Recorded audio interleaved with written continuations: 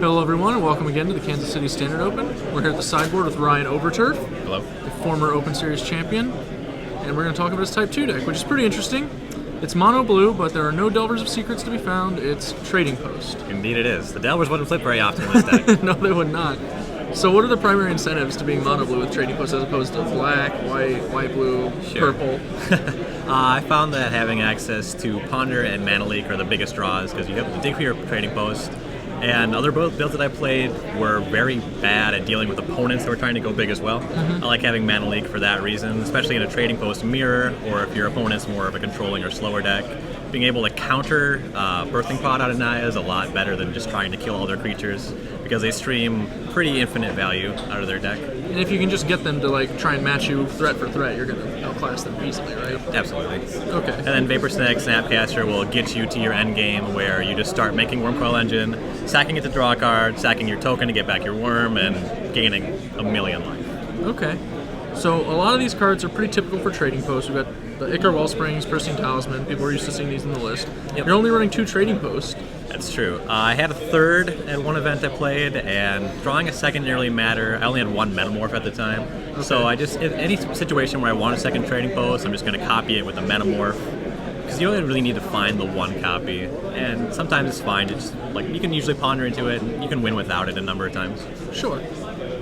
Beyond that, we've got the Snapcaster core that we already talked about, but you've got, where Delver has, the standard probes and thought scours and all that stuff, you've got some other cards to flashback. Vapor Snag in this deck plays a very different role. And I was actually going to ask you, did you consider Unsummon? Because I feel like you might want to bounce your own guys a little bit of the time. Sometimes you target your own guys, but also I've gotten into a few situations where you can get in a few hits with Wormcoil, but then your opponent is able to stabilize somewhat, so it gets difficult to attack.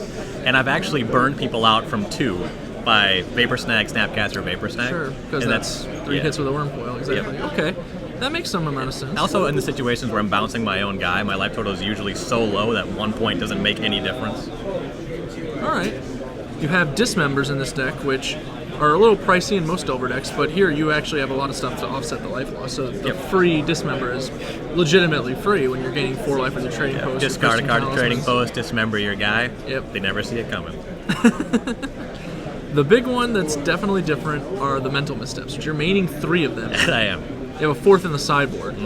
What card are we countering with Mental Misstep the vast majority of the time? Most of the time, you want to be countering Delver of Secrets with it. You counter a number of Vapor Snags, Manadorics, and it's actually far and away the best in Zombies, because that's a deck that comes out of the gates really fast, and about turn 4 becomes very, very bad.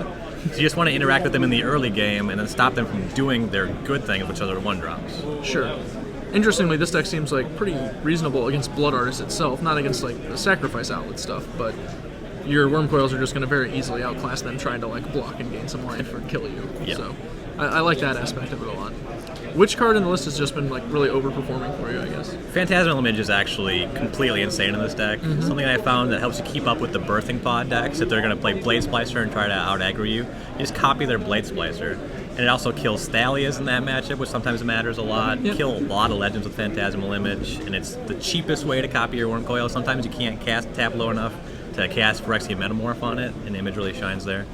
I'm going to lay out the sweet sequence I saw you play in round 1, actually, if you don't mind. Sure. Because it was pretty nice. He plays a Wormcoil Engine with Phyrexia's Core up, which we have over there. His opponent has Birthing Pod available, gets a Zealous Conscripts, tries to steal the Wormcoil. Obviously that doesn't work. We just get 2 tokens in response.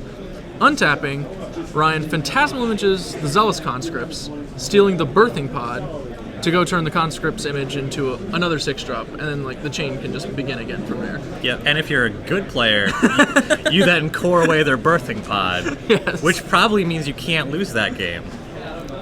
But sometimes you make don't. mistakes. Sometimes you don't. Sometimes. I did notice you only have a couple Buried Runes, rather than 3 or 4. A lot of lists max out. Yep. You need double blue a surprising amount of time for your Snapcaster Mage. Okay, that's fair. You don't really. I've never found myself needing a third. Just use it. Most of the time, I use it to rebuy Ichor Wellspring because people are so bad at actually dealing with Wormcoil Engine. So you just need the 1, maybe the 2. Yeah, because you cast 1 and then you copy it next turn, and they're dead. They don't know it. Sure. It's a lot of the ways that the Grand Architect decks that caught on a little were really just beating people to death. Just deal with this, deal with this, deal with this. You stopped, so. Yep.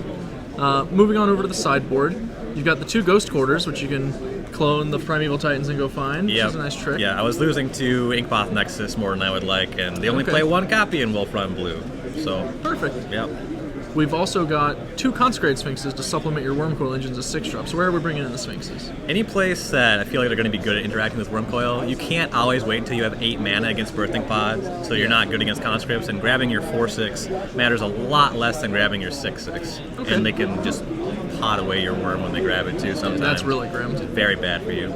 And you also want it against just like the Dungrove Elder decks, which have pretty narrow answers in any of your 6-drops. You just want to be able to draw them more often. And also, a lot of matchups you want to board out Trading Posts if you expect that they can kill it, or it's just way too dirtily against Delver, for example. And it is an engine to itself. That makes sense. So you sort of just morph into much more like those Grand Architect decks, actually, where you're just like cantripping your way into Wormcoil engines, other 6s and clones. Yep. Sweet. We've also got 3 Steel Sabotage, which is one of my favorite counterspells in the format. It's very sweet. Played the card a lot in Block Constructed. It was so good. The Tez deck with the Sphinxes? Yep. That was my favorite too. Absolutely. And we have those for any incarnation of the Mirror. And also you want 2 against Pike Blade, or whatever the deck's called, the Mono Blue Wizard deck with Pike, whatever. Because Runechancellor's Pike is the card that's killing you. Augur of Bolus does not concern you at all. Being able to counter their equipment matters a lot in that matchup. And you have a fair number of answers to Talrand himself also, between the clones and dismembers and just actually leaking that guy, assuming you can get it through the cavern. Yeah, and presumably you're drawing more cards than they are, so snagging the tokens will let you stabilize pretty alright. Alright. Well, you're 1-1 right now after taking that loss to the pod deck. Yep. But so far you've played a couple rounds. You said you've played the deck before. Is this pretty much, are you happy with where you're at on it? Yeah, I'm very happy. For a while I felt like the list was kind of 1 card off, and that was when I had like the 3rd Trading Post, or I thought about a 3rd Wormcoil engine. I think that the 2nd Metamorph is where I want to be. Okay, excellent. Well, Ryan, I'm going to go ahead and wish you good luck. We've got another round coming up. You're playing round 3. I'm doing some coverage stuff. That's us from the sideboard. Thanks a lot. We'll see you in the next one. Thanks.